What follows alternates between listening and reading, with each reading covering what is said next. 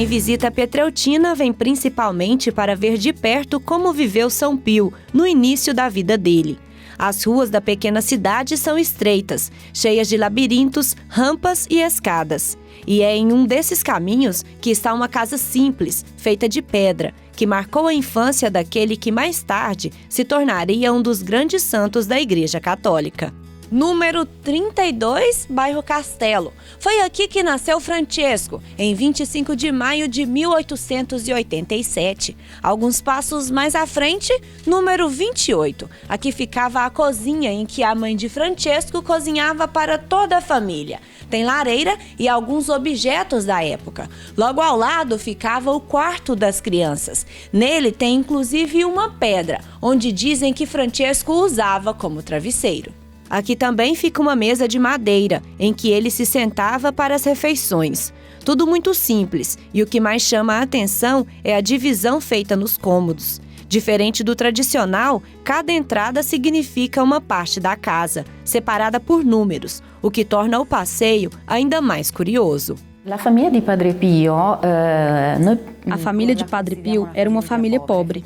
Efetivamente, eles não tinham muito, mas era considerada em Pietreutina como uma família proprietária de terras, porque tinham uma casa de 3 metros quadrados, portanto muito pequena, e um pequeno espaço de terra. Isso lhes permitiram os bens necessários para sustentar a família, certo? Para nós hoje pode não parecer nada, mas para eles era o bastante. A noi adesso potrebbe sembrare proprio nulla. Não muito longe do local de nascimento de Padre Pio, é possível subir uma torre minúscula conhecida como a Torreta. Local de estudo, oração e descanso, foi construída sobre uma rocha e o acesso é por esta escada. Aqui ele passou um período de isolação, quando foi afastado do convento para se tratar de uma grave doença nos pulmões. Os anos nesta torre fortaleceram a vida espiritual dele. Enfrentou várias lutas contra o demônio, mas também foi consolado por Nossa Senhora, Jesus e o seu anjo da guarda, por quem tinha muito apreço. La Torretta è il luogo dove Padre Pio bambino si recava, era lì per studiare. A outra recordação é que nesta torreta, quando já um jovem sacerdote, ele começou a escrever as cartas ao seu diretor espiritual. Portanto, o lugar que nos recorda o início do apostolado de Padre Pio. As cartas que ele habitualmente escrevia ao seu diretor espiritual, muito frequentemente conservamos ainda hoje. Andando um pouco mais, é possível conhecer também a casa materna de Padre Pio, a primeira morada do casal Grazio Forgione e Maria Giuseppe Denunzio.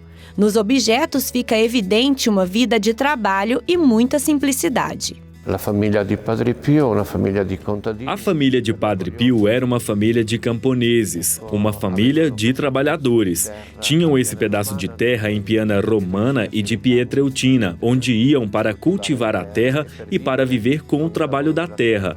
Não era que fossem ricos, mas Padre Pio dizia: em casa nunca tínhamos 1 centavo, mas nunca sofremos a fome. O pai falava isso porque queria algo a mais na família, especialmente quando o Padre Pio manifestou o desejo de estudar, de ser frade. Ele mudou primeiro para os Estados Unidos, depois para a América Latina. Ele foi para ganhar algo e poder fazer com que esse seu filho pudesse estudar. Guadagnare qualcosa e poter fare studiare. Um dos momentos marcantes nesta casa aconteceu em um domingo, 14 de agosto de 1910, 4 dias após a ordenação sacerdotal de Padre Pio.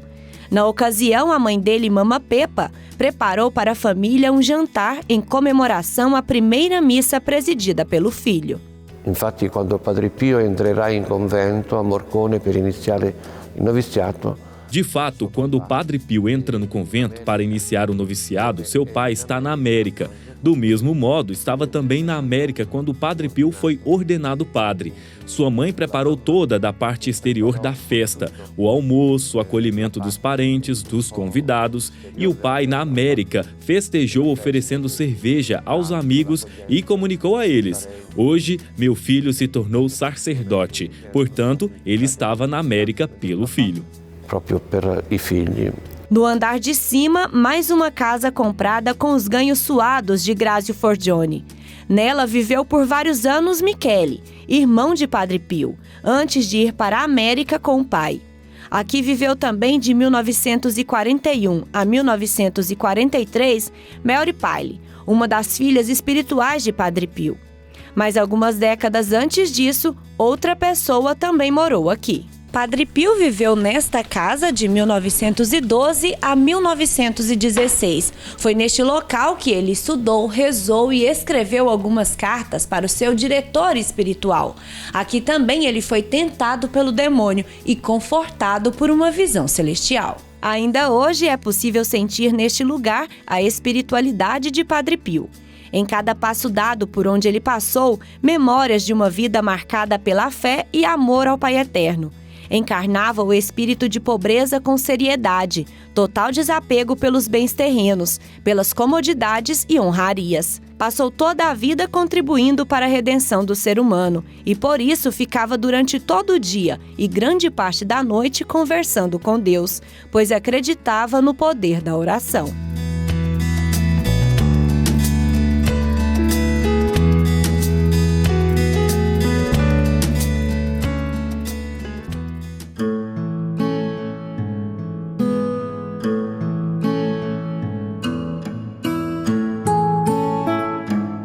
O sacramento do batismo é o novo nascimento. É por ele que damos entrada à porta da vida em comunhão com a Igreja de Cristo. Acompanhamos esse momento importante na vida de 5 famílias na paróquia Nossa Senhora de Fátima, em Goiânia. Todos os pais e padrinhos tiveram que participar de um curso preparatório organizado pela Pastoral do Batismo. A Pastoral do Batismo atua desde a entrevista, a partir do momento que já fazendo uma sensibilização com quem são esses padrinhos, juntamente com os pais. E nós atuamos na preparação desses pais e desses padrinhos, na sensibilização da responsabilidade que eles têm diante do batizando, do compromisso que eles assumem diante da igreja. A Andriele está à frente da pastoral há 2 anos e a missão de toda a sua equipe é transmitir para os pais e padrinhos a importância deste momento. São escolhas que serão honradas perante Cristo para o resto da vida. Ali a gente fala sobre o plano de Deus, por que é que a gente está batizando. Nós fazemos também uma fala sobre os sacramentos, para que eles compreendam o que é os sacramentos e damos um enfoque maior no sacramento que é o batismo, que é o sacramento da iniciação, para que eles possam entender o que eles estão assumindo. Nós também fazemos a explicação dos sinais e símbolos do batismo, para que eles possam compreender durante a celebração esse ritual que está acontecendo e que não seja meramente uma cerimônia. A celebração foi iniciada com uma Santa Missa. Nela, o diácono transmitiu a importância da entrada na vida religiosa e enfatizou a função dos pais e padrinhos nessa caminhada. O sacramento do batismo é o sacramento de entrada da igreja. Torna a pessoa batizada membro da comunidade igreja, filhos de Deus. E isso é interessante porque a igreja, sabiamente, já administra o sacramento do batismo na tenridade, para as crianças. Por quê? Porque, como canal de graça, o batismo então pode atuar na criança para que ela tenha força. O próprio Jesus Cristo deixou-se batizar nas águas do Rio Jordão por João Batista. O objetivo era transformar a humanidade. E hoje é o dia do pequeno Miguel dar esse passo, acompanhado dos pais e da madrinha.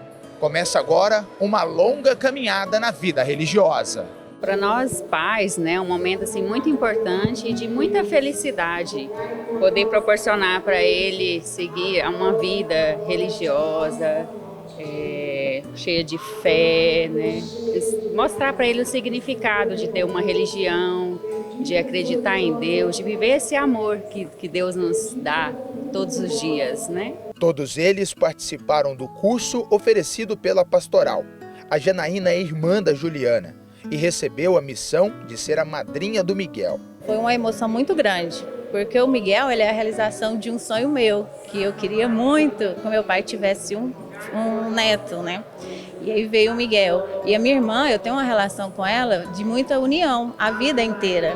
Quando ela me fez o convite, eu fiquei muito emocionada. Miguel e todas as outras crianças estão batizadas e prontas para servir a Deus. O sacramento do batismo foi só o primeiro. E o pequeno Miguel poderá contar com todo o apoio da sua família para construir a sua vida religiosa. Auxiliar no que for possível para ele ter uma vida tranquila dentro da igreja. Como a gente aprendeu no curso, a gente tem que manter sempre essa chama da fé acesa na vida dele, que é a parte mais difícil, né? Então a gente quer sempre participar na igreja, mostrar para ele o caminho da fé, para manter essa chama sempre acesa na vida dele.